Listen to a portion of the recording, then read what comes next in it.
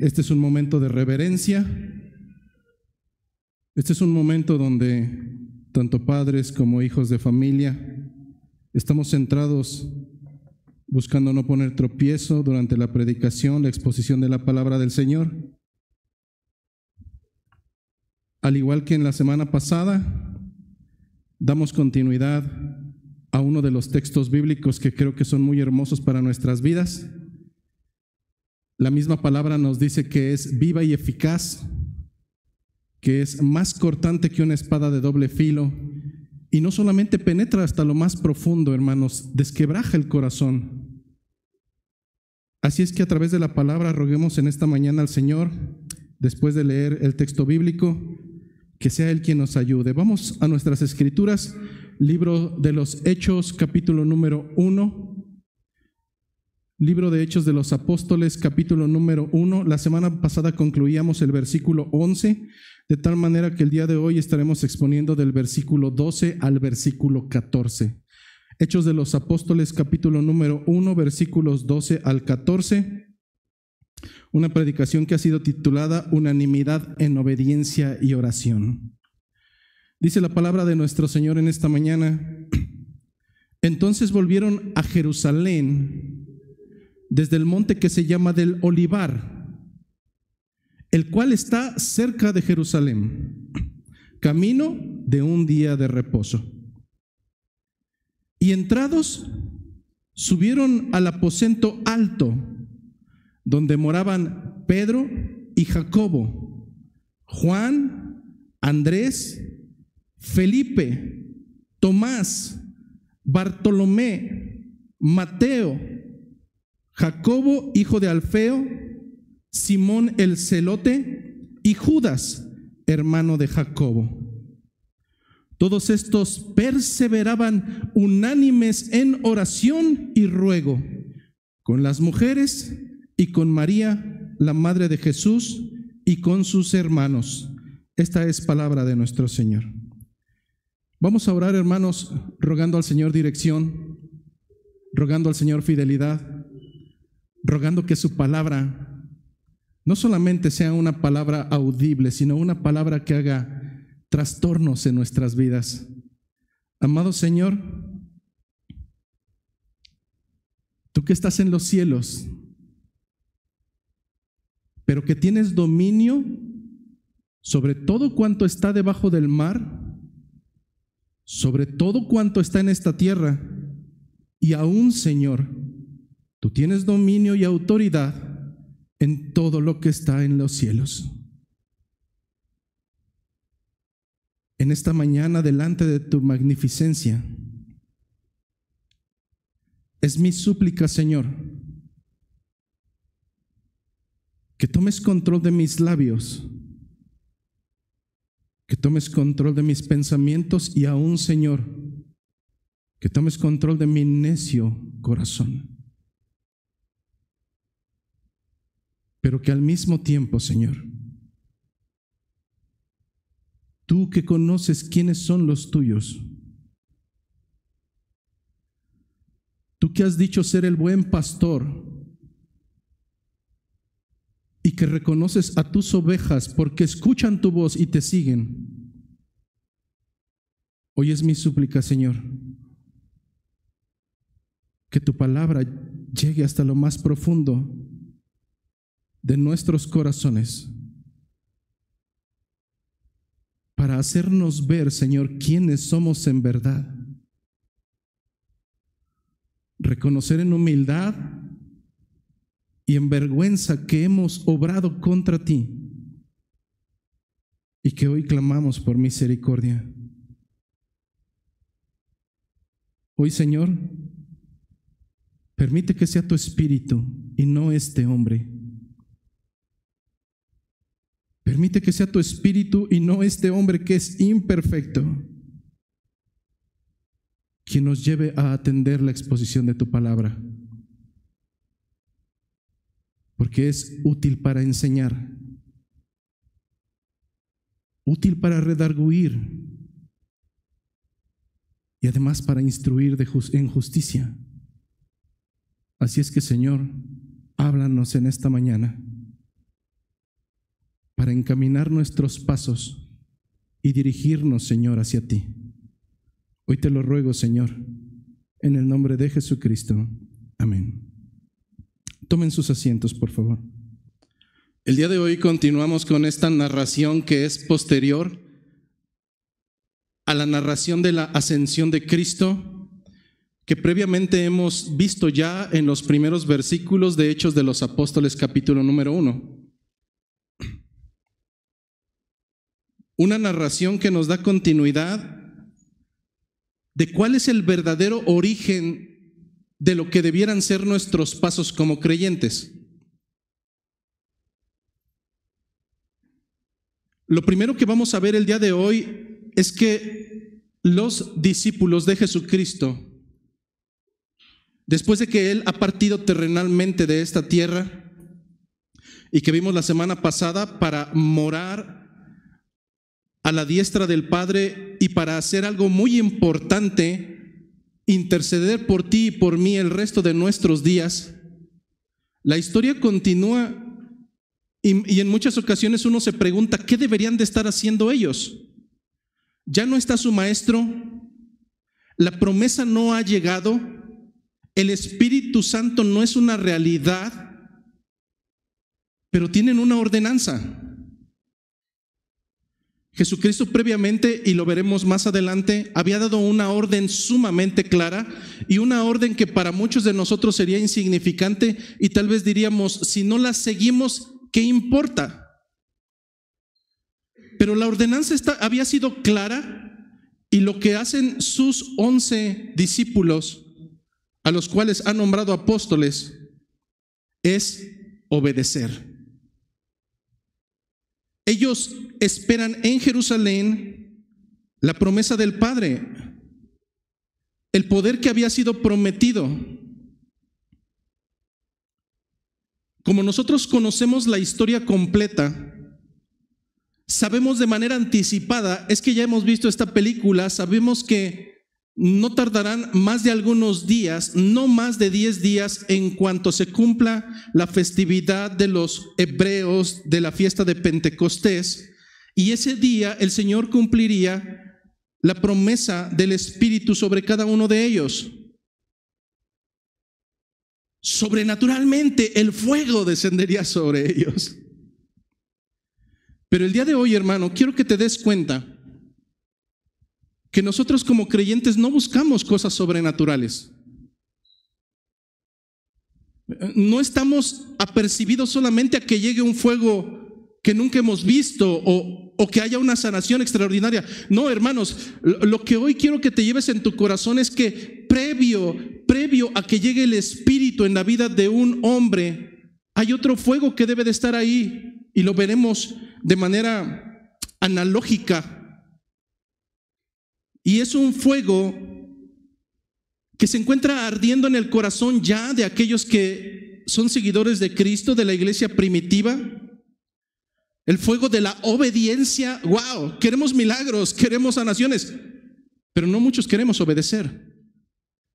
En ellos no solamente ardía ya el fuego de la obediencia, sino también el fuego de la oración, y no solamente la oración intermitente, sino la oración perseverante. Pero sobre todo, había en ellos un fuego sumamente hermoso y que hoy en cientos de iglesias, y yo no sé si esta será una de ellas, carecemos. En ellos ardía el deseo en su corazón de mantenerse en unidad. Es por ello que el día de hoy veremos la esencia de la iglesia primitiva en su forma más pura. No veremos estrategias, no veremos luces, no veremos estrobos, no veremos humitos saliendo ni música celestial. Hermano, no veremos estrategias, no veremos grandes campañas, pero lo que sí veremos el día de hoy será la esencia de la iglesia en su pureza total, donde no hay búsqueda de protagonismos, pero sí encontramos algo que probablemente adolecemos hoy en día: una total sujeción del corazón a la voluntad de Cristo. En alguna otra ocasión, y a manera de comenzar,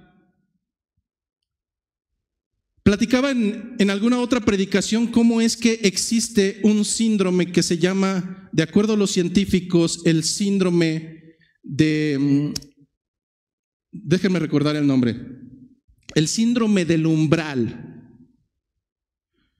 Y muchos de ustedes, si no es que la mayoría, han pasado por ese síndrome. Algunos de ustedes pensarán, ¿cómo es que me conoce? Bueno, cuando te explique nuevamente a qué se refiere el síndrome del umbral, me darás toda la razón. El síndrome del umbral se traduce como aquellas ocasiones en las que vas totalmente decidido a hacer algo y yo no sé por qué, pero al pasar el umbral de una puerta o de un espacio, te quedas parado y dices, ¿a dónde iba? ¿Qué iba a hacer? ¿A dónde voy? Y en ocasiones, lo más usual es que vuelvas atrás e incluso hagas la semejanza de todo lo que habías hecho, todo el recorrido, para poder recordar qué es lo que tenías que hacer en ese momento cuando el umbral hizo de las suyas y perdiste la memoria. En un alto porcentaje sucede que regresar hacia atrás y recapitular te hace recordar a dónde te dirigías y que lo habías olvidado ya. ¿Por qué traer este ejemplo de algo que es no del fundamento eclesial? Hermano, es que hay una alta probabilidad de que en un alto porcentaje de ustedes, voy a recapitular, es que hay una alta probabilidad que en un alto porcentaje de nosotros y en nuestra vida espiritual estemos hoy perdidos pasando por un síndrome del umbral, donde simplemente han pasado los años, han pasado los días, nuestros hijos están con nosotros, pero ni siquiera sabemos qué es lo que estamos haciendo, por qué estamos aquí, porque hace un momento estábamos cantando ciertas canciones. Hermano, hay una alta probabilidad de que un alto porcentaje de nosotros estemos en ese síndrome del umbral, donde simplemente estamos perdidos y no recordamos cuál es el motivo por el cual estamos aquí. Lo cual es preocupante. Imagínate a una persona que está haciendo algo y cuando le preguntas ¿por qué lo haces? Y simplemente te dicen no lo sé, siempre lo he hecho así. Eso sería absurdo. Ahora imagínate creyentes, cristianos, que incluso forman a su familia en la cristiandad y que no saben por qué están aquí, no saben por qué debe de haber reverencia, no saben por qué hay que adorar a un Dios, no saben por qué tienen que estar agradecidos, porque simplemente su pensamiento en algún momento se olvidó de cuál era el rumbo que tenía que tomar. Hechos de los Apóstoles es un recordatorio, hermano. Es como regresar hacia atrás para recapitular y saber cuáles son los motivos que el Señor está buscando en cada uno de nosotros al estar presentes en un lugar como estos. Y nada tiene que ver con tu satisfacción y nada tiene que ver con que te sientas bien. Tiene que ver con salvación, tiene que ver con la gloria de Dios. Pero para ello, hermano, debe de haber evidencias.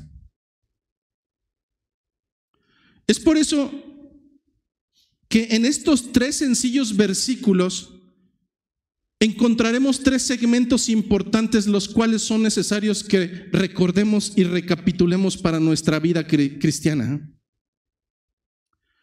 Estaremos pasando por un primer subtítulo, el cual hemos titulado Obediencia en la espera.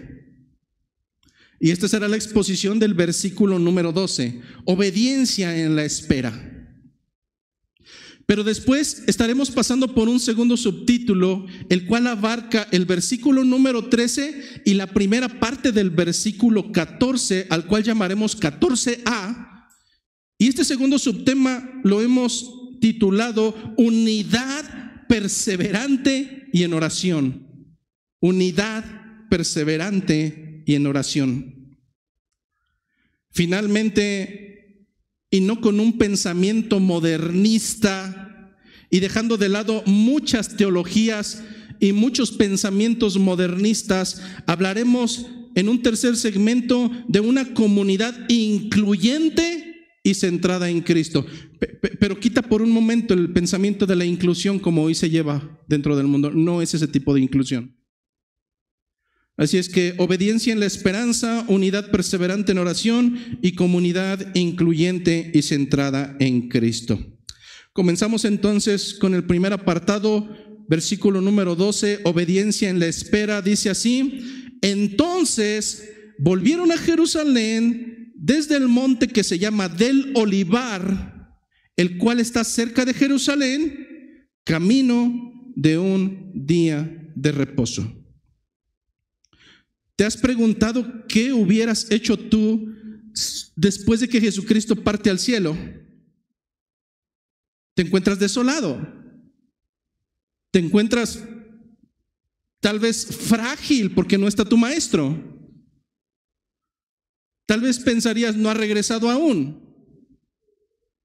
No lo sé, hermano. Pero lo que sí te puedo decir es qué es lo que hizo la iglesia primitiva. La acción inmediata después de la ascensión es totalmente reveladora. Ellos volvieron. No discutieron, no retrasaron el tiempo, no cuestionaron las ordenanzas de Cristo, no propusieron con iniciativa otra alternativa. No, hermanos, ellos volvieron a Jerusalén de acuerdo a la ordenanza que Cristo les había dado antes de partir. ¡Qué complicado! Sencillo y complicado a la vez. Ya no está Jesucristo, ¿cómo vas a ver que no le estoy obedeciendo? Muchas veces pasa en nuestras vidas, hermano. Pero el ejemplo que vemos en la iglesia primitiva es que el Señor habló, el Señor ordenó y los suyos, ¿qué hicieron? Obedecieron. En Hechos de los Apóstoles, versículo antes, en ese mismo capítulo, versículo 3 y 4, Jesucristo dio esta ordenanza. Después de haberse aparecido frente a ellos y estar 40 días enseñándoles acerca del reino, dice que a quienes también después de haber padecido, Hechos de los Apóstoles 1:3, a quienes también después de haber padecido, se presentó vivo con muchas pruebas indubitables, muchas pruebas irrefutables de que era Cristo, apareciéndoseles durante 40 días y hablándoles acerca del reino de Dios, y estando juntos, les mandó que no se fueran de Jerusalén, sino que esperasen la promesa del Padre, la cual les dijo: oísteis de mí.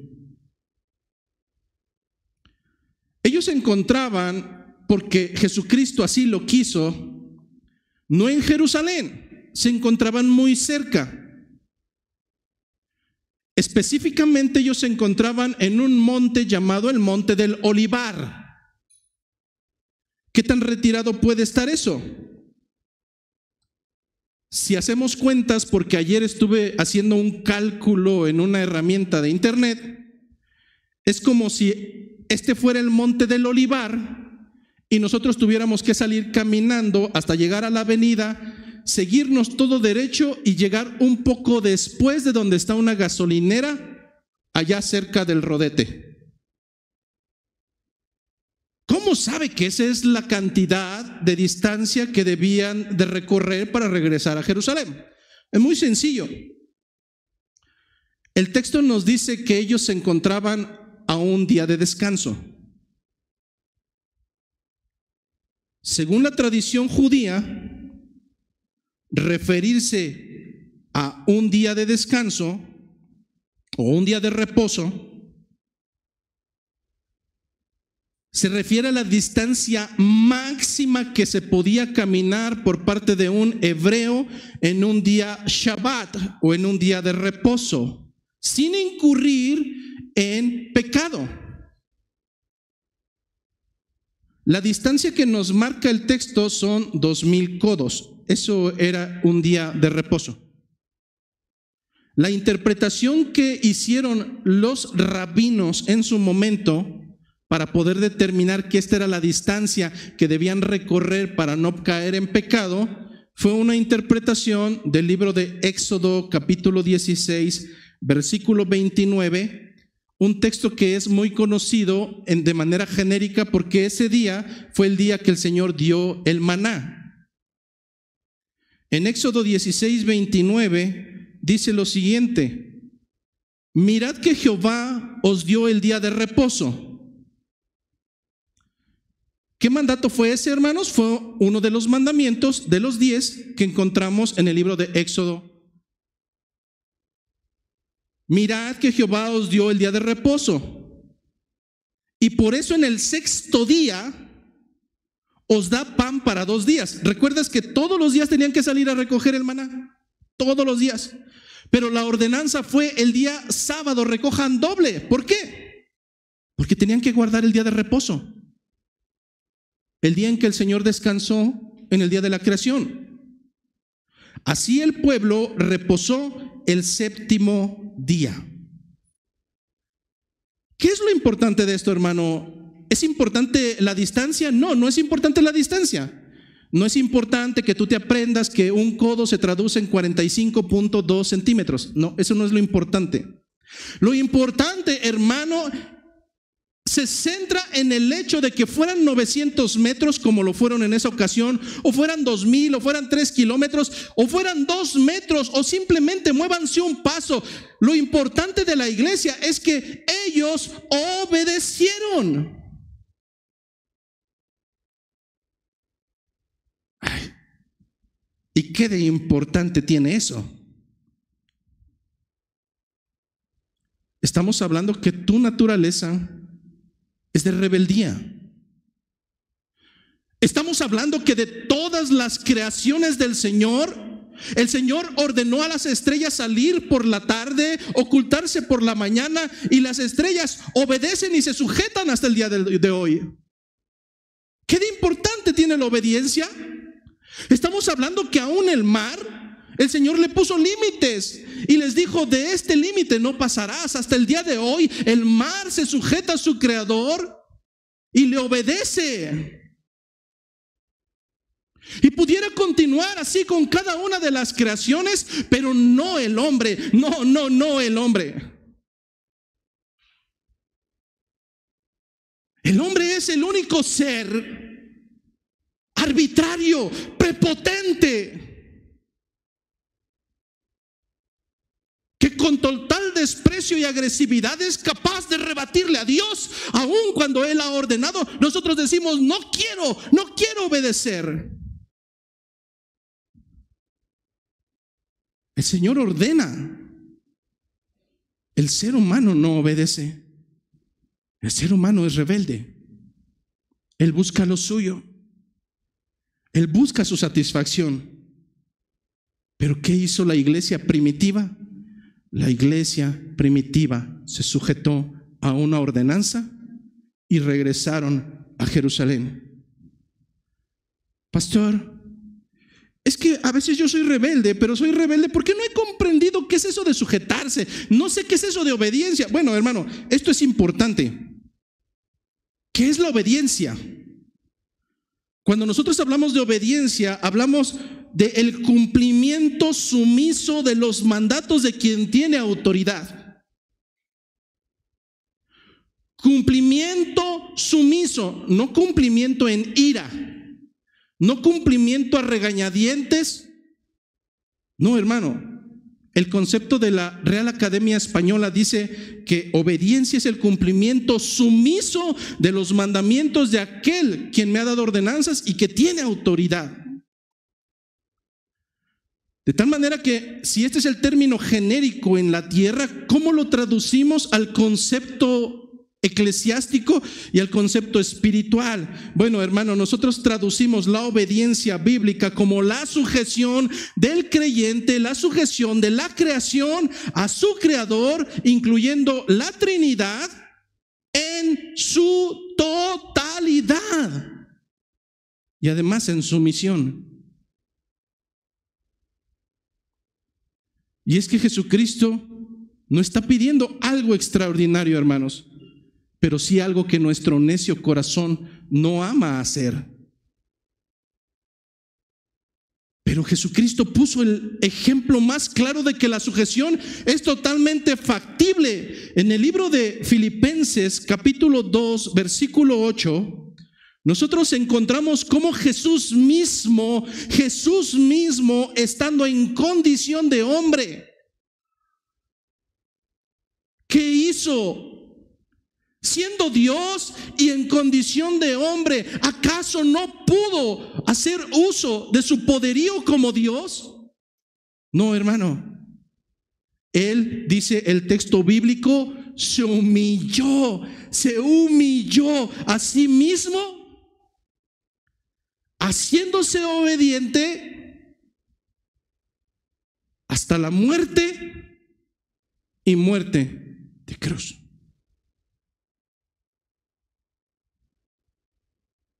¿Te das cuenta dónde se encuentra nuestro nivel de obediencia?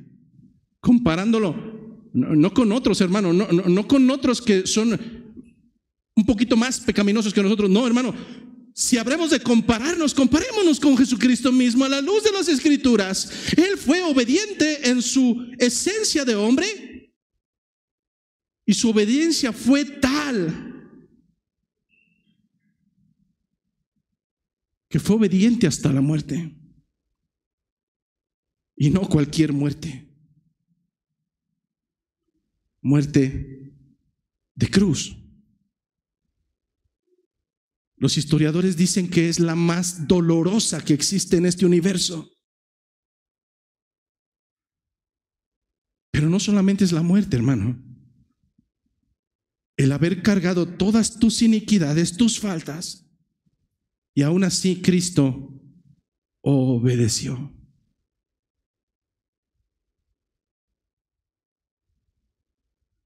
Las Escrituras, en el libro de Juan 14, nos dan entendimiento de que la obediencia a los mandatos de Cristo son el resultado de amarlo. Hermano, es que alguien que ama realmente a Cristo no puede tener complicación en obedecerle. Llevándolo a un plano terrenal, cuando tú realmente amas a tus padres con todo tu corazón, con todas tus fuerzas y con todo tu ser, rendirte a ellos no es un castigo ni es una carga. Rendirte a ellos en total sumisión y obediencia a su autoridad es una delicia, por cuanto los amas con todas tus fuerzas y con todo tu corazón. De acuerdo a las Escrituras, si alguien ama a su Señor, buscará obedecerle y complacerle en todo. A un cristiano, entonces, que no sigue los mandatos de Cristo, bien pudiéramos hacerle una pregunta basada en Lucas 6:46. ¿Por qué le llamas Señor? ¿Por qué le llamas Señor a Cristo? ¿Por qué le llamas Señor, Señor, si tú no haces lo que Él dice? ¿Acaso no se te hace una aberración? ¿Acaso no se te hace algo que es contradictorio? Jesucristo es tu Señor, pero no obedeces un solo gramo de lo que Él ha mandado para ti. Obedecer es un acto de sumisión. Es un acto de reconocimiento de la autoridad de alguien que está por encima de nosotros. Bíblicamente, obedecer no es cumplir reglas. No, hermano, eso lo hacían los fariseos y lo hacían con las intenciones incorrectas. Ellos pensaban que estaban agradando a Dios, cumplían todos los ritos, tenían guardados cada uno de los mandatos, los exageraban a tal grado que incluso lo hacían 2 o 3 ocasiones. ¿Es ese el tipo de obediencia que quiere el Señor de nosotros? No, hermano. Eso es fariseísmo. Eso es legalismo. Hermano, tú puedes llegar aquí todos los días puntuales y eso no quiere decir que estés obedeciendo al Señor. Hermano, es importante redarguir e ir a las intenciones de tu corazón. ¿Cuántas veces como hijos no obedecimos siempre, pero apenas papá nos daba la vuelta las espaldas y le maldecíamos? Eso no es obediencia, eso no es honrarlo. ¿Cómo es que obraban los fariseos? Quiero que te des una idea y veas si no este es el tipo de obediencia que estás siguiendo probablemente como iglesia. No se trata de cumplir reglas, no se trata acerca de ser muy formalito y hacer las cosas propiamente, no, hermano. ¿Qué hay en tu sucio y vanidoso corazón? ¿Cuáles son las intenciones? Mateo capítulo 15, versículo 1. Mateo capítulo 15, versículo 1.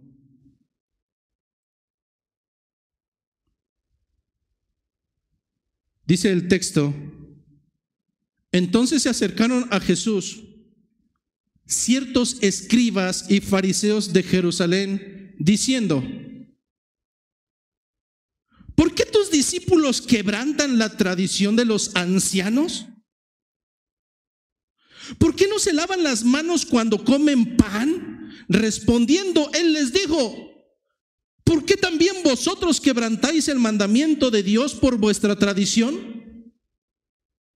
Porque Dios mandó diciendo: honra a tu padre y a tu madre, y el que maldiga al padre o a la madre muera irremisiblemente. Ese es el mandato. Pero vosotros decís: cualquiera que diga a su padre o a su madre, esta ofrenda a Dios es mi ofrenda a Dios, todo aquello porque pudiera ayudarte, ya no ha de honrar a su padre o a su madre. Así habéis invalidado el mandamiento de Dios por vuestra tradición.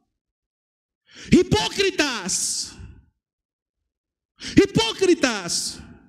Bien profetizó de vosotros Isaías cuando dijo: este pueblo de labios me honra, mas su corazón está lejos de mí.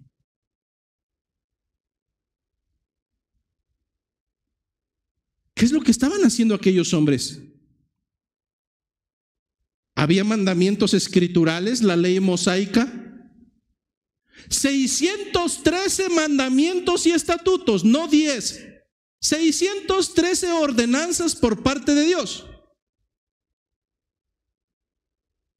Entonces ellos, creyendo que estaban llevando una vida plena en altanería, llegaron a cuestionar: ¿por qué tus discípulos no se lavan las manos antes de comer? No está hablando de un lavamiento higiénico para comer, no.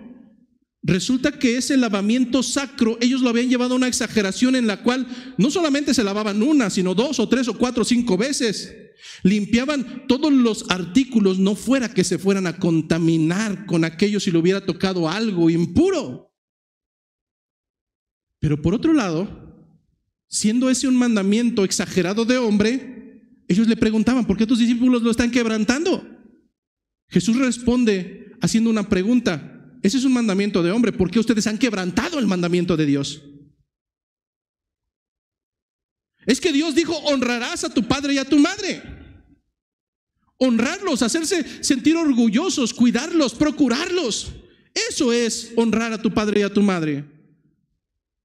Pero resulta que cuando el padre o la madre, de acuerdo a la ley mosaica, pasaban por necesidad o hambre, sus hijos deberían de solventarles en su necesidad. No la iglesia, no el pueblo, no, sus hijos.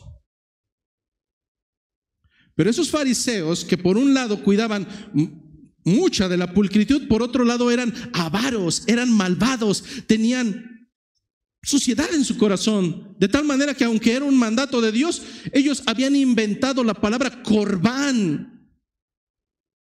Tengo dinero, pero mis papás están pasando por necesidad. Corbán, corbán. Es decir, este dinero es para el Señor. Al final, ¿qué hacían? Ni para los padres ni para el Señor. ¿Te das cuenta? no es el cumplimiento de reglas. No es que vengas todos los domingos como pingüino de Madagascar, gordito y bonito. No, hermano, no. Lo mismo puedes estar aquí y estar perdiendo tu tiempo y tus intenciones sean las peores e incorrectas y realmente estar haciendo lo desagradable delante del Señor con el solo hecho de estar sentado con un corazón totalmente alejado de Él, porque probablemente seamos muy similares a esos que profetizó Isaías, hipócritas. Un pueblo que de labios honra a su Señor y su corazón no sé dónde estará, pero está lejos de Él. Cuando nosotros hablamos de obedecer, cuando nosotros hablamos del concepto que estamos exaltando de la iglesia primitiva y que muchos de nosotros hoy no lo tenemos, no es cumplir a legalidad de los 613 mandamientos y postulados de la ley mosaica. No, hermano, de acuerdo al texto que acabamos de leer, eso no es lo que busca el Señor. La legalidad ya la cumplió Cristo de acuerdo a Mateo 5:17, fue consumada en Él. Entonces, ¿en qué se basa esta obediencia? En algo que probablemente no estamos experimentando, un amor consciente y agradecido hacia Dios. Un amor consciente y agradecido para con Dios. Piensa por un momento, imagínate que no tienes trabajo, ya no hay nada que consumir en casa. Imagínate que están a punto de hipotecar tu hogar, se van a llevar todas tus cosas y de repente alguien, absolutamente alguien, el cual no te conoce, no sabe nada acerca de ti, simplemente llega, salda todas tus deudas, paga Coppel, paga Electra, paga... ¿Qué harías, hermano? ¿Tú qué harías con ese hombre? Te voy a decir qué es lo que harías. Humanamente le limpiarías los zapatos, lo invitarías a comer, estarías totalmente agradecido. Hermano, si lo sigues frecuentando, le llevas comida durante los días, le arreglas su casa, le cortas su árbol. Quiero que entiendas en esta mañana, de verdad que comprendas en tu pensamiento y en tu corazón que el Señor no ha saldado tu deuda económica, que el Señor no ha saldado tu deuda en salud. Si eso tú haces con un ser humano, te estoy diciendo que el Señor te ha librado de las garras del infierno. Y no solamente eso, ha dado su vida por ti, ha puesto su propia vida por ti. Y por si eso fuera poco, no solamente salda tu deuda, te incluye en su propia familia, te hace parte de su familia y te ha dicho que te compartirá de la herencia que le corresponde. Pero por un lado, hermano, nuestro corazón está en lo terrenal, y si en lo terrenal alguien nos da bonanza, entonces somos capaces de lengüetear sus zapatos. Pero el Señor Cristo, que ha dado su vida, que ha dado su última gota de sangre, que puso su vida siendo Dios, para nosotros es cualquier baratija. Sí, el Señor ha muerto por mí. Sí, claro, los domingos voy porque Jesucristo cargó mi pecado. Por sus llagas hemos sido sanados. Hermano, es que probablemente no has comprendido el evangelio, no has comprendido el infeliz desgraciado que eras antes de que Cristo trajera misericordia a tu vida. Es que no has comprendido cuál era tu destino final si seguías en los mismos pasos bajo tu propia esclavitud. Es que probablemente tu corazón no ha entendido que el Señor te ha libertado. ¿Libertado de qué?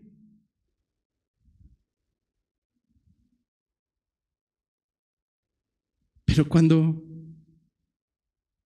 un corazón cae en cuenta de lo que se ha obrado en su vida espiritual, hermano, muchos de nosotros no deberíamos de estar aquí. Deberíamos de seguir caminando en suciedad como lo veníamos haciendo. Por nuestras fuerzas jamás hubiera sido factible. Pero ¿sabes qué sucedió? Un día pasó Jesucristo al lado del camino y extendió gracia y amor y misericordia por quienes No lo merecemos. Si tan solo comprendiéramos eso, hermanos, para nosotros no sería una carga servir al Señor. ¿Tú piensas que me haces un favor a mí como pastor al venir los domingos? No, hermano, estás que rebotas. No has comprendido. Sigues siendo un fariseo. Estás perdido. No has nacido de nuevo. El que debería de estar agradecido eres tú. Porque de no haber sido por la gracia y por la misericordia del Señor, hoy deberías de estar amaneciendo vergonzosamente como lo hacías hace años. Si no hubiera sido por la misericordia y por la gracia del Señor, tu matrimonio por el cual has llorado tantas veces como niño, hoy no debería de existir. Si realmente comprendieras, hermano, entonces sujetarte en humildad a tu Señor no sería carga alguna, sino un constante agradecimiento.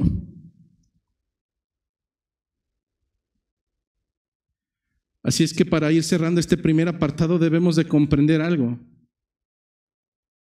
Ellos estaban esperando una promesa espiritual, pero esta no iba a llegar en otro lugar sino en Jerusalén. ¿Por qué? Porque así lo ordenó el Señor. ¿Qué hubiera pasado si ellos hubieran desacatado la ordenanza de Cristo? Hoy no estarían mencionados aquí, sino tal vez solamente como Demas, el que abandonó el evangelio amando al mundo. Pero ellos se sujetaron a la promesa, ellos recibieron la ordenanza y obedecieron. Así es que, pudiendo haber ido a otro lado, ellos regresaron al lugar donde se había ordenado para recibir la promesa dada por el Señor. ¿Cuál era esa promesa? Su Espíritu Santo. Así es que tengo que hacer una pregunta totalmente obligada para ustedes, hermanos. ¿Dónde están? ¿Están caminando hacia donde el Señor los ha enviado? ¿Realmente están caminando? No hacia donde la gente dice, no hacia donde tú quieres, no, hermano. ¿Estás caminando realmente hacia donde el Señor te ha ordenado? ¿O aún te encuentras detenido pasivamente en el monte de la contemplación? Cualquiera de ellos pudo haberse quedado ahí esperando el regreso de Cristo. La pregunta es, ¿qué estás haciendo tú? Muchos quieren experiencias sobrenaturales, pero no están dispuestos a vivir en sujeción. Han olvidado que el Dios que promete es el mismo que ordena y que busca obediencias. Juan Calvino, durante el periodo de la Reforma, diría lo siguiente: la fe verdadera, no la patito, hermano, no la falsa, no. La fe verdadera responde en obediencia concreta. ¿Te cuesta la obediencia? Arrepiéntete, hermano. Algo no estás haciendo bien. No estás amando al Señor con todo tu corazón. ¿Te pesan las cosas del Señor? Es preocupante, porque quieres estar en el cielo por la eternidad, pero te da pereza y carga estar 2 horas en el culto a tu Señor. Eso no es lógico. Apartado número 2. Si hemos de aprender obediencia, apartado número 2, también debemos aprender unidad perseverante en la oración. Dice el versículo 13 y mitad del 14: y entrados subieron al aposento alto donde moraban Pedro y Jacobo, Juan, Andrés, Felipe, Tomás, Bartolomé, Mateo, Jacobo hijo de Alfeo, Simón el celote y Judas, hermano de Jacobo. Todos perseveraban unánimes en oración y ruego. No sé si alguno de ustedes los contó. Yo los conté ayer. ¿Y sabes cuántos son? 11. 11 dejó, 11 obedecieron. A 11 les ordenó, los 11 regresaron. Estaban los 11. No faltaba ni uno. Aquí es donde algunos de ustedes preguntan, ¿y eso qué? Para poder aclarar y llevarte al entendimiento de qué es lo que estás haciendo tú o qué es lo que estoy haciendo yo en referencia al Señor, quiero traerte una historia bíblica que se encuentra en el libro de Lucas 17:11. Lucas 17:11.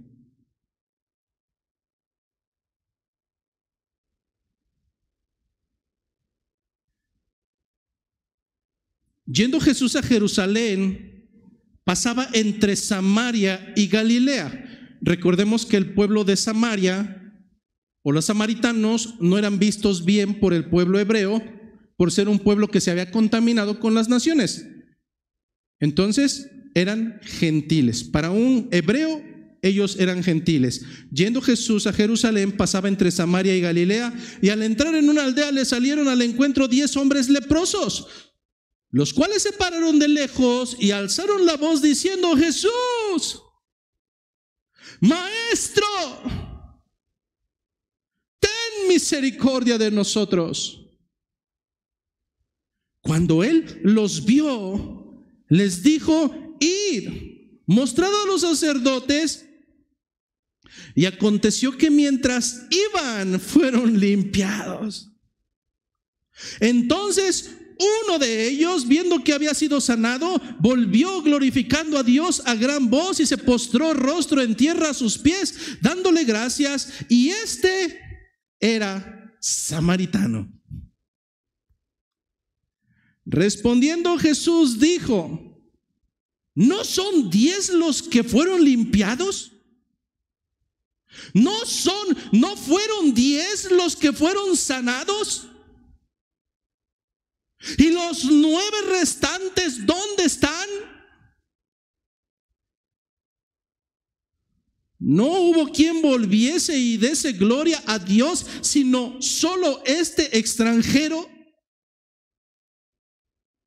Y le dijo: levántate, vete, tu fe te ha salvado.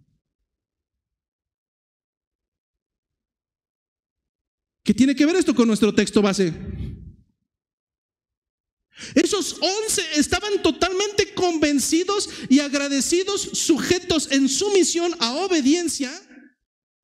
¿Cómo lo podemos saber? Pudo haberse ido cualquiera, pero el texto nos narra que esos 11, los cuales fueron ordenados, son los mismos que regresaron y están obedeciendo. Y no solamente eso, sino que estaban morando juntos. ¿Cómo podemos traer esto hasta la vida de la iglesia del día de hoy? En el día de hoy no hay personas que tengan lepra, ha sido erradicada. No somos samaritanos,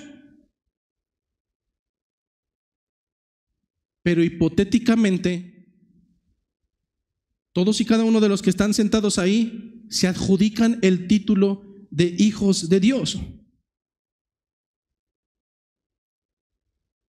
De verdad, hoy quiero que el Señor te confronte como lo ha hecho conmigo. De verdad, quiero que el día de hoy trate totalmente contigo y con tu vano y necio corazón. Porque usualmente Jesucristo es tu Señor cuando aparece la lepra. ¿Acaso no he visto a muchos de ustedes llorar, gemir, suplicar cuando las cosas no van bien, hermano? Pero lamentablemente, cuando las cosas vuelven a retomarse y ya todo está bien, todo tranquilo, hay bonanza, hermano, eres uno de esos 9 que no regresó. Uno de esos 9 que recibe la misericordia, recibe la gloria, suplica delante del Señor, pero una vez que tiene lo que necesitaba, simplemente vuelve a su propia necedad y desobediencia. ¿Acaso no eran 10? ¿Dónde están los demás? Hoy tuvieron cosas que hacer, pero no glorificar al Señor. Hermano, si vamos a regresar después de estar en el síndrome del umbral, es porque hemos perdido el rumbo. Es porque hemos olvidado lo que el Señor demanda de nuestras vidas y tenemos que regresar para ver en la historia qué es lo que el Señor demanda y espera de los suyos. El Señor no demanda un corazón a medias. El Señor no es un migajero. Él no dijo que lo amaras con parte de tu corazón. No, el Señor lo quiere todo. Y esto se traduce en algo muy sencillo: obediencia y sujeción a la voluntad del Señor. Hermano, créeme que al final de tus días, tu mamá no va a estar a un lado, ni tus amigos, los cuantos amas, van a estar ahí. El día del juicio tendrás que rendir cuentas delante de tu Dios y solamente tú darás cuentas delante de ese Señor. ¿Cuál será tu justificación más fuerte, la que el Señor pueda aceptar con toda tranquilidad? ¿Acaso podrá ser válido? Señor, es que no te seguí ni te amé porque amaba más a mis familiares, a mi mamá, a mis tíos. No, Señor, no. Amarás al Señor tu Dios con todo tu corazón. Con todo tu corazón. El Señor no es nuestra segunda opción. Un corazón que comprende lo que se ha gestado en su vida espiritual, el Señor es su prioridad.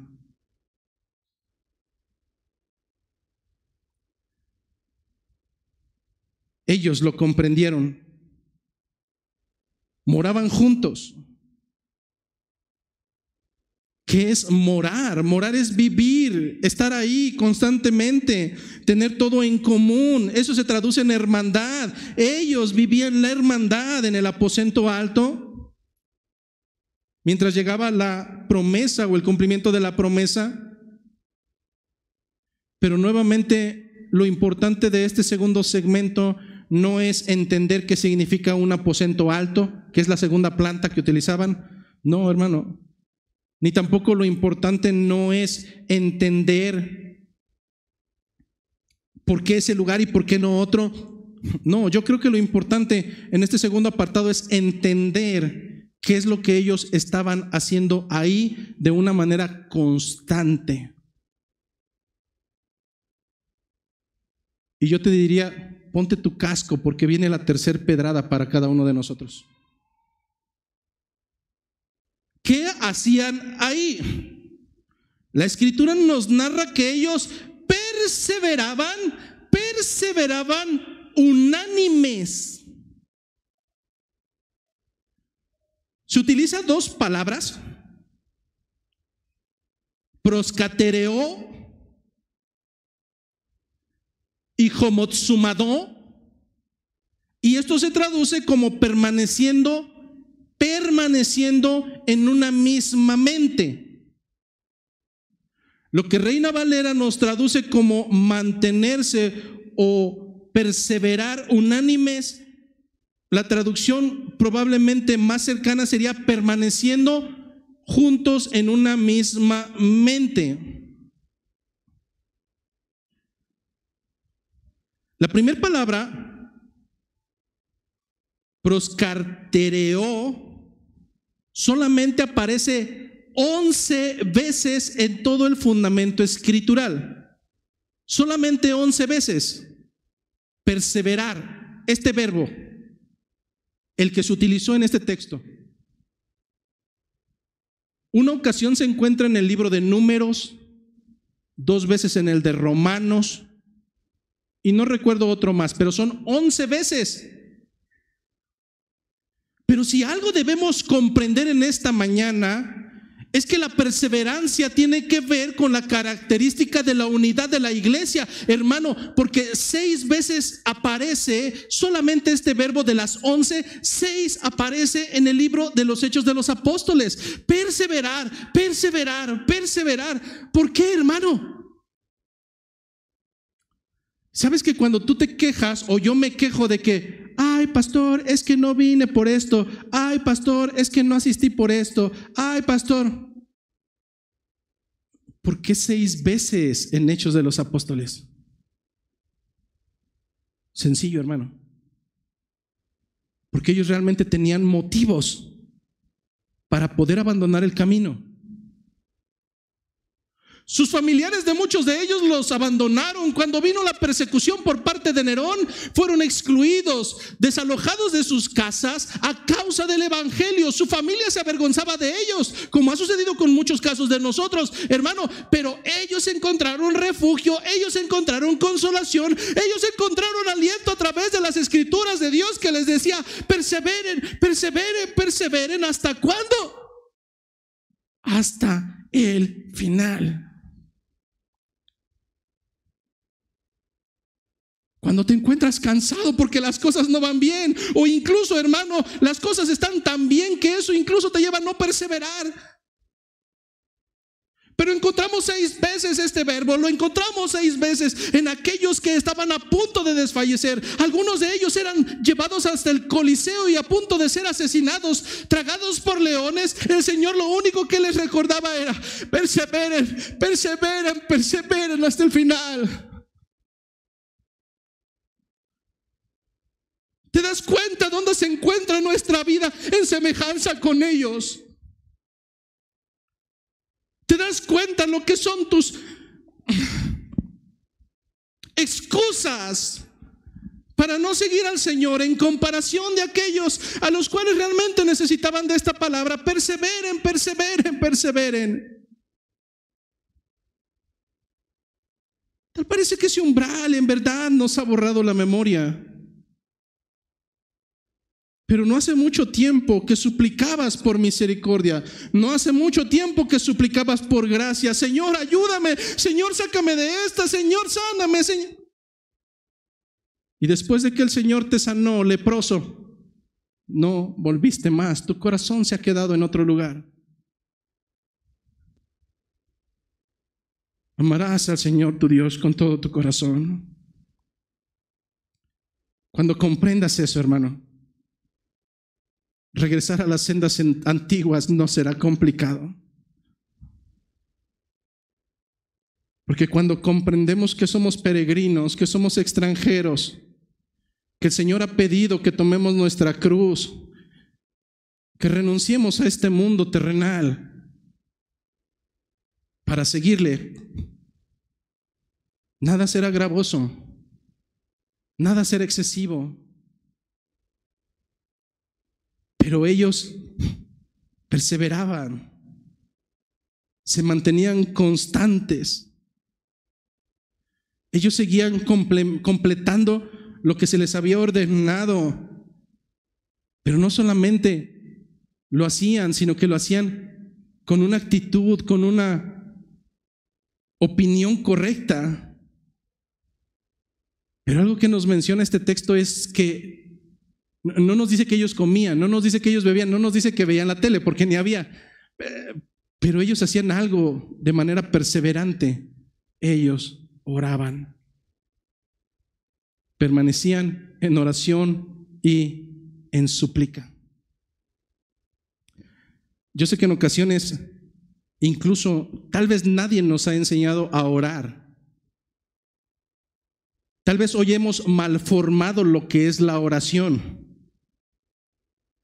Y para empezar, quiero decirte que orar es algo tan sencillo como hablar con tu Señor. En los días que las cosas no salen bien, amado Señor, dame fuerzas. En los días que hay gozo, Señor, gracias por contestar mi oración. En los días en que no encontramos la salida, Señor, muéstrame por dónde caminar. En los días que tenemos que tomar una decisión, Señor, muéstrame si esto será agradable para contigo. Pero sobre todo al final, rogarle, Señor, hágase tu voluntad, mas no se haga la mía. De tal manera que orar no es una meditación pasiva. Perdón por lo que voy a decir, hermano, pero prefiero decirlo a que sigas equivocado. Orar no es escribir algo y después leerlo a la iglesia. Orar es hablar con tu Señor. Abrirle tu corazón. Ese corazón que a veces está triste. Ese corazón que a veces gime.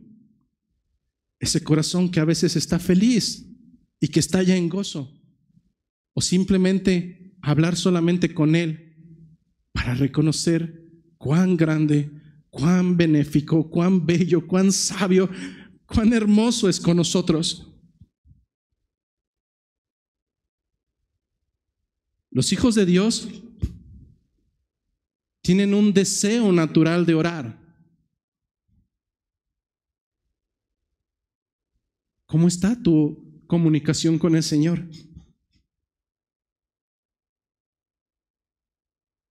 Si tu oración durante la semana es la que obligadamente te hacen hacer cuando vas a comer, e incluso en ocasiones es, no, ora tú, no, ora tú. Hermano, qué patético. Suplicarte para que hables con tu Señor. Lo que nos dicen las Escrituras es que un verdadero creyente anhela orar. Incluso anhela saber cómo orar. En Lucas, capítulo número 11, versículo 1, encontramos lo siguiente de parte de los que seguían a Cristo.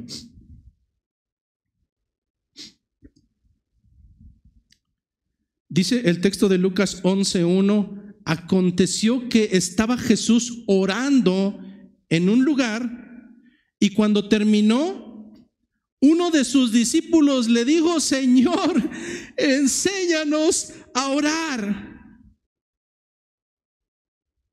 Enséñanos a orar, como también Juan enseñó a sus discípulos. Es de aquí que surge la oración modelo, no la que tenemos que repetir, porque Jesús fue claro, y cuando oréis no uses vanas repeticiones. No nos enseñó el Padre Nuestro para repetirlo, sino para tener un modelo. No tengo el tiempo suficiente, pero en esa oración, hermanos, Cristo nos enseña cómo es que nosotros tenemos que invocar al Padre. Padre, Padre nuestro que estás en los cielos. Nos enseña que es válido utilizar varias sentencias para glorificarlo. Pero también nos enseña que es válido pedir lo que terrenalmente es necesario, incluyendo el pan de cada día. Pero creo que algo magistral de esa oración es que al final del Padre Nuestro, Él estalla en total adoración al Padre por medio de una doxología. Porque tuyo es el reino, porque tuyo el poder y toda la gloria por los siglos. Amén. Pero de la misma manera que para un verdadero creyente, la oración es una necesidad, un deseo, un anhelo. Para los impíos, esto no es un deseo formal. Y si somos de los que la oración la vemos como un castigo, como una aburrición, hermano, ese es un foco rojo para ti. Si te estoy diciendo que a la luz de las Escrituras, el verdadero creyente, el que ha sido regenerado, anhela tener comunicación con su Padre, pero el impío no. Es un foco rojo. Dice el libro de los Salmos, capítulo número 10, versículos 3 y 4. Salmos, capítulo número 10, versículos 3 y 4. Porque el malo se jacta del deseo de su alma, bendice al codicioso y desprecia a Jehová. El malo, por la altivez de su rostro, no busca a Dios. No hay Dios en ninguno de sus pensamientos. Congregante, si esto te describe, deberías de estar totalmente aterrado. Si no hay un deseo de tener comunión con aquel que llama Señor, hermano, congregante, asistente, simpatizante, deberías de estar totalmente aterrado.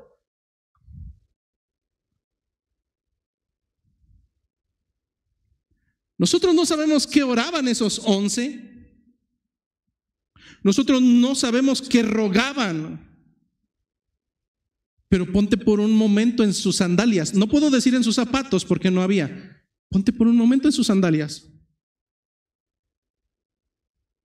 Está a punto de comenzar la persecución. Jesucristo les dijo todo lo que vendría.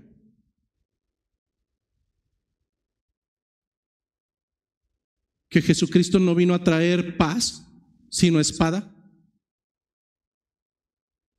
Que Él traería división en los hogares. Y que sus enemigos serían los de su propia casa. Que pondría enemistad entre el padre y la madre, entre la suegra y la nuera, etcétera. Que los pondría como ovejas en medio de lobos. Que por su nombre serían llevados delante de los concilios y serían azotados. Imagínate cuáles serían los ruegos y las súplicas de estos hombres. La tribulación, la gran tribulación, está a punto de comenzar y su maestro ya no está ahí. Piensa cómo a veces te pones joven por un examen. Bueno, esto es más que un examen. Necesita la dirección de Dios. Pero aún con ello, ellos perseveraban. Es decir, se mantenían constantes a pesar de la incertidumbre. No sabían qué era lo que iba a pasar. Esta iglesia, a diferencia de ti, no tenía muchas cosas. No tenía sillitas cómodas, no tenía un lugar donde estacionarse. No, hermano, no. Ellos estaban en el aposento alto, en un lugar donde a lo más cabían 15, 20 personas y eran 11. Y ahí estaban viviendo unánimes en oración. No tenían muchas cosas. Yo no sé si tenían alimento o no. Yo no sé si tenían lo suficiente para seguir subsistiendo. Pero hay algo que tenían. Hay algo que probablemente ellos sí tenían y yo no sé si nosotros lo tenemos. Ellos tenían un corazón cuya única razón de latir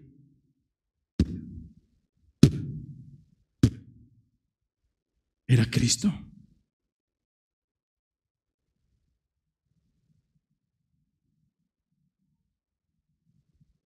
De tal manera que su oración no era una oración decorativa. La oración era su alimento central. Físicamente Dios no estaba ahí, pero espiritualmente tenían la mejor herramienta. Nuevamente, para cerrar este segundo apartado, viene una pregunta confrontante para cada uno de nosotros, hermano. ¿Dónde está nuestra perseverancia? ¿Dónde está nuestra perseverancia? Si somos el pueblo de Dios, ¿dónde está nuestra perseverancia en la oración como iglesia?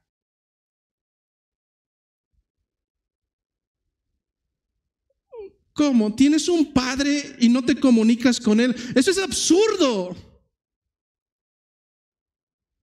Imagínate llegar a casa. Joven, imagínate llegar a casa después de que te agarraron de bullying, después de que te insultaron, después de que te fue mal. ¿Tú regresarías a tu hogar teniendo una mamá o un papá o alguien y decir, no voy a hablar con él? No, hermano, eso sería totalmente absurdo. Aún los padres, siendo malos, saben dar buenas dádivas. ¿Acaso has olvidado que como seres humanos lo primero que requeríamos, incluso nos decían chiqueados, ¿verdad? Porque llegaban, mamá, mamá. Imagínate qué absurdo es tener el Padre del reino de los cielos, el poderoso, el gran yo soy, y simplemente tener flojera o apatía de comunicarnos con Él. Hermano, no has nacido de nuevo. El lugar más preciado. ¿A dónde va un creyente cuando las cosas no van bien? A los brazos de su Señor. ¿A dónde va el creyente cuando las cosas van bien? A los brazos de su Señor. ¿A dónde va alguien que tiene una supuesta paternidad? Si es que no recurre a su padre. No lo sé, hermano. Probablemente has cerrado tu paternidad y tu paternidad es otra. Pero tienes un Dios el cual no hay trabas, no hay intermediarios. En otros pensamientos religiosos dicen que hay un intermediario. No, hermano, no. El Señor, esa tarde, en el día de la crucifixión, se narra cómo es que el velo fue partido en dos. Ya no hay más obstáculos para poder llegar no solamente al lugar santo, sino al lugar santísimo. Aquello que era solamente en el día de la expiación, la presencia del Señor, el Shekinah, ahora es una realidad para nosotros. No tenemos que esperar una vez al año, no tenemos que esperar el día de la expiación. El Señor está disponible sin estorbos, sin obstáculos, a cada momento y a cada segundo. Pero ahora el obstáculo eres tú. Si tan solo pudiéramos entender el total privilegio, hermano, de llamarle Padre nuestro. Hasta el día de hoy, el pueblo judío no le llama así. Hasta el día de hoy, el pueblo judío le sigue llamando Adonai, el Altísimo, el fuerte, el guerrero, el Dios de los ejércitos, pero no se atreven a mencionar su nombre. No hay esa libertad. Pero tú y yo, que hemos tenido abierto hasta el lugar santísimo, hermanos,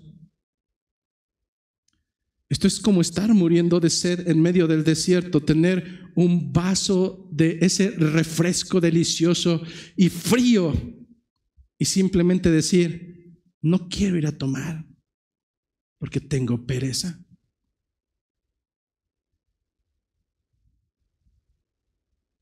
Así es que la pregunta nuevamente es, regresando de tu síndrome del umbral, ¿dónde quedó tu oración? ¿Dónde ha quedado tu comunión y tu intencionalidad de buscar a tu Padre? ¿Acaso serás como esos enfermos que solamente le buscaron por conveniencia y cuando las cosas vinieron bien simplemente se olvidaron de Él? Que no se has encontrado igual que ellos, hermano. ¿Oramos? Tal vez sí. ¿Pero perseveramos? No.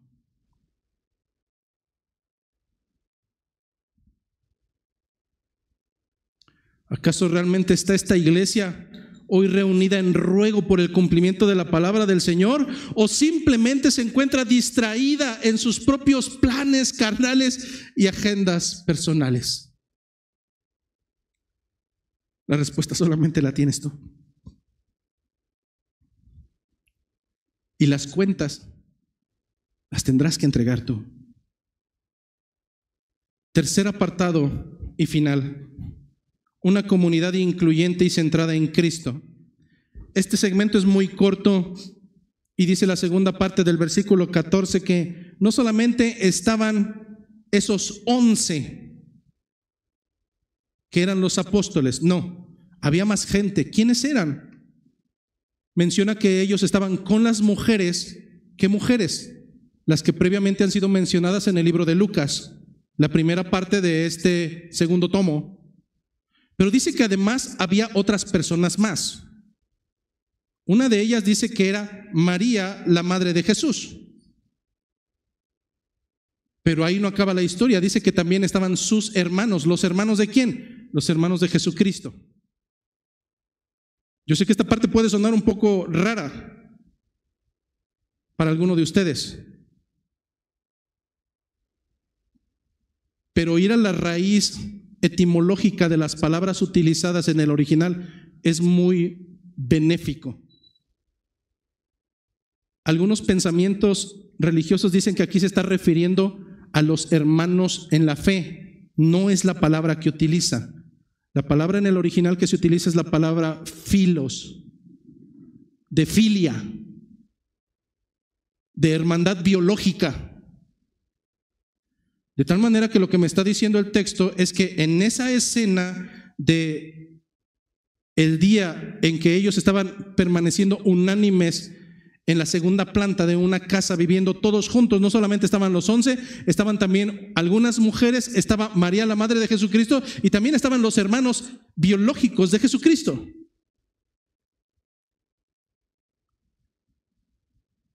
Cualquiera de nosotros pudiera pensar que cuando hablamos de inclusión, porque se mencionan a todos ellos, la madre de Cristo debió de haber tenido un lugar especial o los hermanos de Cristo debieron de haber tenido un lugar especial. Yo no quiero decir sí o no, pero quiero mejor ir a las Escrituras. ¿Acaso en el reino de los cielos hay jerarquías o hay lugares especiales? No lo sé. Vamos a las Escrituras. ¿Qué nos dice el libro de Lucas, capítulo 8?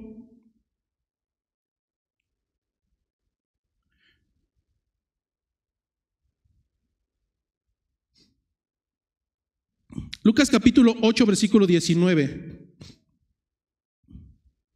Este texto también lo narran Marcos y Mateo, pero hoy quiero tomar la versión de Lucas. Dice el texto: entonces su madre y sus hermanos vinieron a él. ¿De quién está hablando?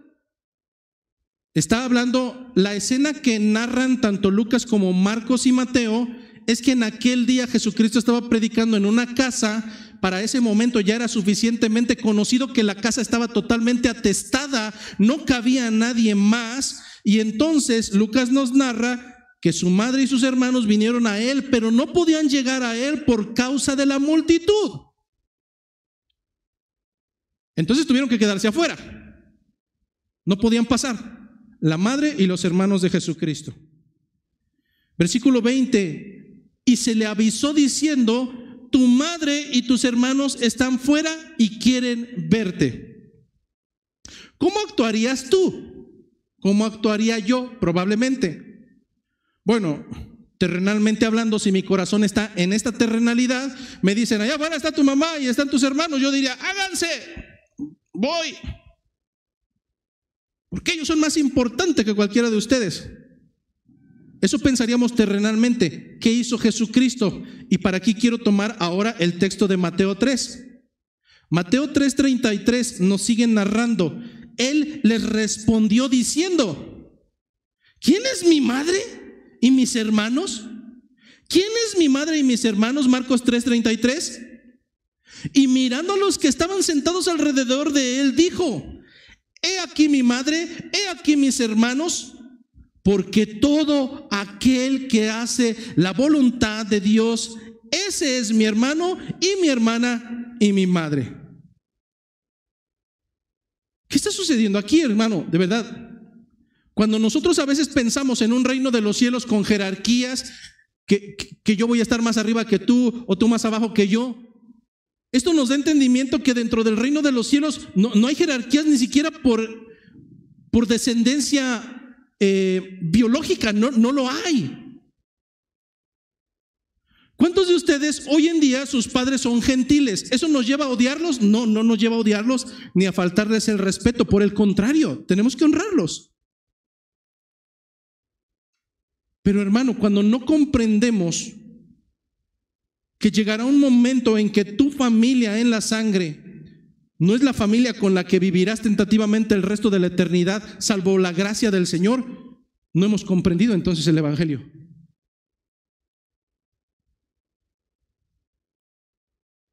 El mismo Jesucristo está poniendo, y no vayas a transgiversar mis palabras, porque luego esto se saca fuera de contexto. No vayas a andar diciendo que yo aquí incentivo que dejen no es cierto. Nunca lo he hecho. Pero Jesucristo está anteponiendo a aquellos que escuchan y hacen la voluntad del Señor.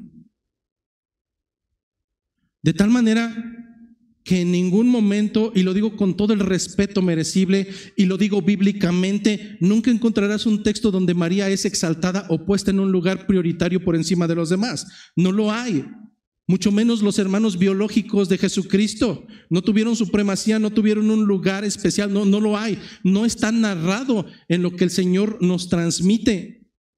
De hecho, en Juan 7:5 se nos narra que los hermanos biológicos de Jesucristo no creían en Él, incluso se burlaban sarcásticamente. Pero ahora, ¿qué ha sucedido? Ellos están ahí. Traducción: Dios extendió misericordia para la familia biológica de Cristo. Por naturaleza, los seres humanos buscamos pleitesía. O incluso aunque no busquemos pleitesía, nosotros somos tan migajeros que en ocasiones exaltamos a gente que no deberíamos de exaltar. Cuando hablemos acerca del pastor, no hables como un gran hombre. No, hermano, no.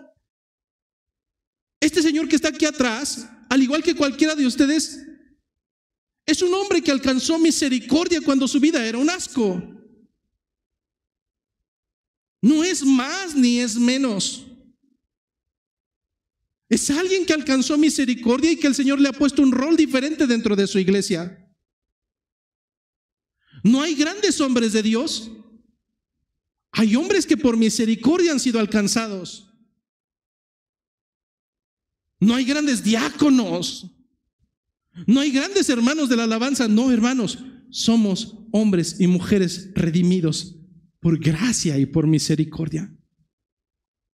El Señor Jesucristo dejaría claro que la inclusión de la que estamos hablando tiene que ver con el hecho de que no hay distinción.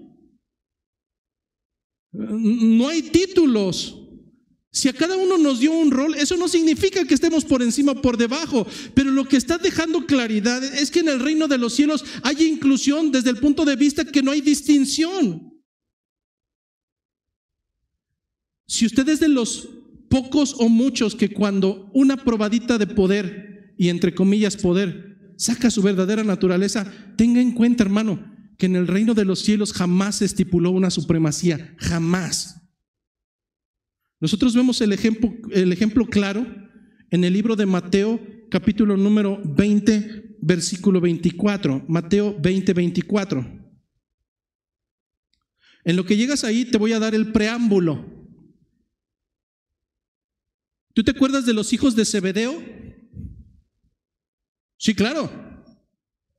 Deberían de haber tenido un carácter medio fuerte porque el Señor les quitó sus nombres y les puso los hijos del trueno. Los hijos de Zebedeo. Ya para que los llamen los hijos del trueno, imagínate cómo eran. Explosivos, mecha corta. Pero resulta que siendo como eran, llega su mami con ellos delante de Jesucristo y le dice: Señor, Señor, cuando venga tu reino, por favor deja que uno de mis hijos se siente a tu derecha y otro de mis hijos se siente a tu izquierda. Jesucristo le contestó que el dar los lugares no le correspondía a él, pero que ciertamente si ellos anhelaban beber de la misma copa, de esa copa amarga, de las consecuencias de la cristiandad, ciertamente no tardarían mucho en beberla. Pero fíjate qué es lo que sucedió alrededor de ellos mientras estaban haciendo este pedimento. Trasládate ahí. En este momento eran 12 y 2 van junto con su mami a pedir que les den un lugar especial y me lo retachan y dice no. Pero aquí es donde Mateo comienza a narrar. Cuando los 10 oyeron esto, es decir, el resto de los apóstoles, se enojaron contra los 2 hermanos. Entonces Jesús, llamándolos, dijo: ¿sabéis que los gobernantes de las naciones se enseñorean de ellas y los que son grandes ejercen sobre ellas potestad? Traducción: en las naciones sí se estila que haya superioridades e inferioridades. Versículo 26: mas entre vosotros no será así, sino que el que quiera hacerse grande entre vosotros será vuestro servidor, y el que quiera ser el primero entre vosotros será vuestro siervo. Como el Hijo del Hombre no vino para ser servido, sino para servir y para dar su vida en rescate por muchos.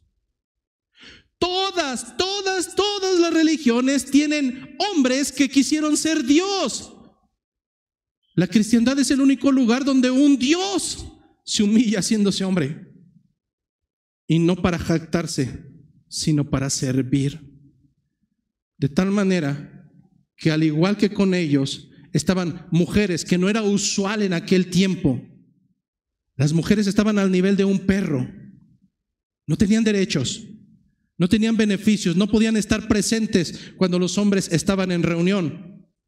Pero lo que vemos no son las chistosadas que hoy se mencionan como inclusión, no, estamos viendo una real inclusión. Somos hermanos en Cristo, somos coherederos del reino de los cielos. Ahí no hay distinción. Aquel que quiera ser el más grande de ustedes, primero sirva a todos los demás. Aquel que quiera tener un lugar de pleitesía, vuélvase primero siervo. Ese fue el ejemplo que nos dio nuestro Señor.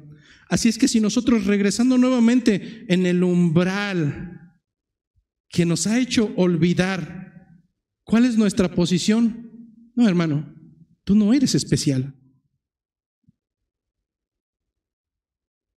Aquí el que importa es Cristo.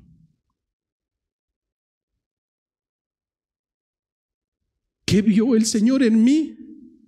Créeme que algo lindo, no, solo suciedad. ¿Qué lo movió? Misericordia. Es por ello que tenemos que recordar que en una iglesia verdaderamente cristocéntrica no hay espacio para favoritismos, no hay espacio para figuras centrales. El lugar prioritario le pertenece a Cristo y no a ninguno de ustedes, incluyéndome a mí.